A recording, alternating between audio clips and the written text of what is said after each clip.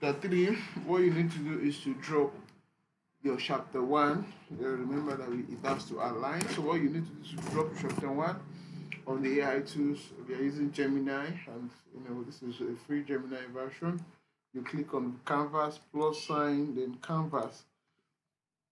Then for every chapter 3 has their own framework or template. So you just copy the sample template and you give it to Gemini to write chapter 3 regarding this.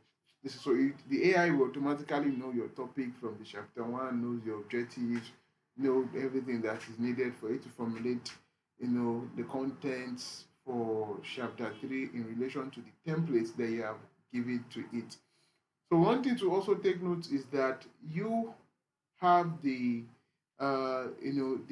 responsibility to also have some certain knowledge. So for instance, understand your population. So for this topic now, this topic states strategic innovation and sustainable competitive advantage in modern organization.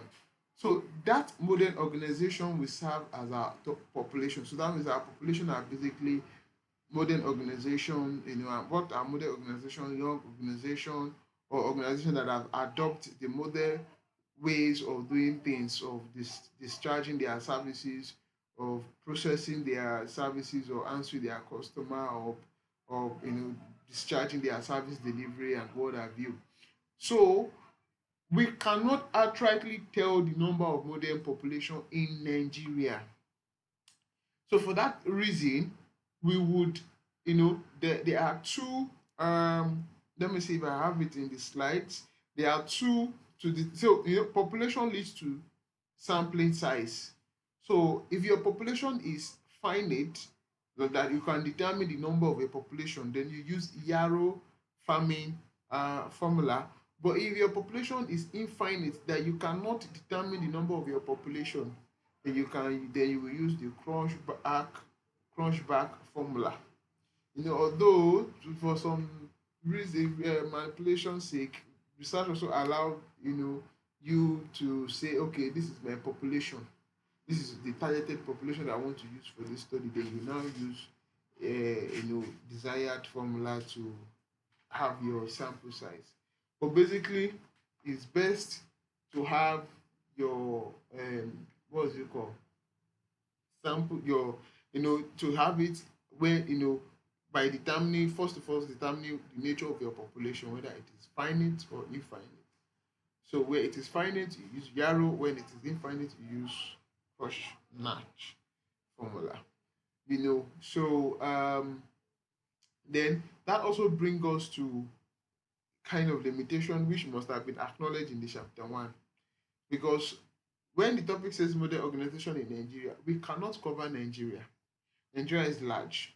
Time, financial constraint would not allow. So the scope would have acknowledged that this study will be done within a certain geographical area, and the limitation too would have give acknowledgement to that due to time we can't, and financial constraint and some other factors, we can't cover Nigeria at large, and it will probably be limited to just a certain geographical area, which the population of that geographical area that will be used for the study will be used, will form a representation of, so, and that is why you see that lecturer many at times will say go and attach a case study to your topic. You understand? So that's the essence. So those are some of the basic things that you need to know, and you also need to know that your research study basically for this thing is quantitative rather. So you are using questionnaire to gather data, and then before you then do your analysis and all that. So those are some of the key factors that you need to know. So I'm just going to fetch out a template here, which is coming research.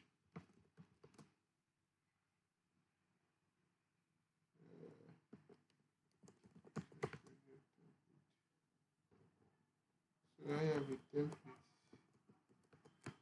I have a template here. Okay.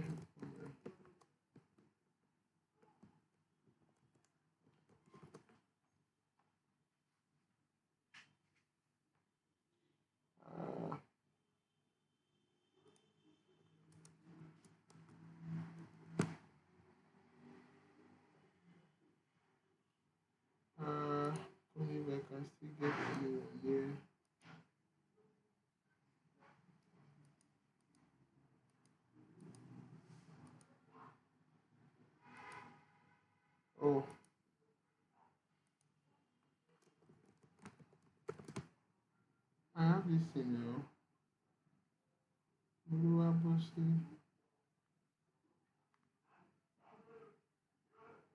Okay, come here, let me.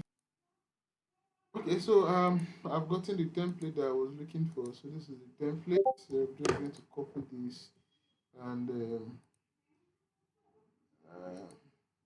and then give it to Gemini. So don't forget to click on change it to canvas. So that, and I'll say write chapter 3 for this study following this below, right? So I will then be the one to edit it to my preference. You know, if there is anything that does not work well with me, based on what I mentioned earlier from the what's it called, the population, the sample size, and the research design, which majorly should be qualitative and quantitative rather. So you can see here. So in fact, let's see the one it used. It actually used Yami.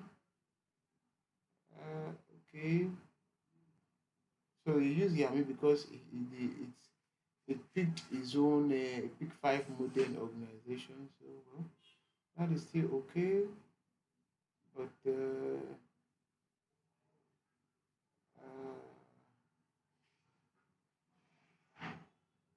hmm, it picked telecom, fintech, fast moving consumable goods. And so as you can see, because here the AI decided to have a sample size, a sample targeted sample size. Despite the study not having a case study and not concentrating on a particular setup, it went ahead to, have its own this thing this way, and then the chapter 3 in this, and that was why the sample size then changed to YAML instead of Koshnak, as I was expected that the population would not be find it, but AI had some other better option which I can go with, so I'll still need to edit some of these things in line with my preference. Okay, this is reliability test. This is this. Okay. So I'm going to copy this, put it on Microsoft Word, edit it. So when I'm done editing, then I'll come back, show you what the editing looks like. So a brief look at the chapter 2. Where is it? Okay, yeah, this is it. So you can see, look at our headings, which are ready to. In case you are wondering how I get to do the headings, check the playlist, but just a quick one on how I get to do it. You are right. You come to this heading, you have option of heading 1, 2, 3. You can change it anyway. So heading 2, this is heading 1. Heading 2, give it an indent. So this one right here is heading 1. Heading 2, then give it an indent. So you just go to, you right click, you go to modify, you click bold, 12, then Time New Roman, then black. So depending on your preference, you choose what you want there. This is a chapter 2. I'm not done with it, but we can see that we already have it structured. So let me quickly perform the editing for chapter 3.